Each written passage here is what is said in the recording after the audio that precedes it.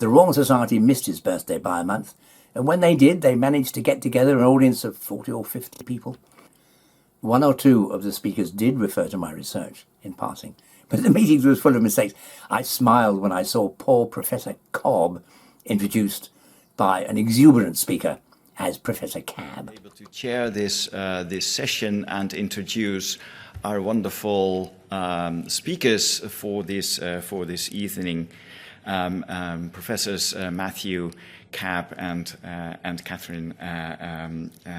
Those problems, those ideas which we now face, were present way back at the very beginning of the history of microscopy, when people were honestly trying to explain what they have seen and draw it in order to convince other people.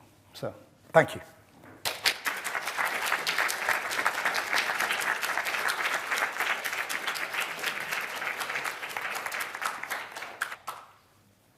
It's going to be hard to beat that one.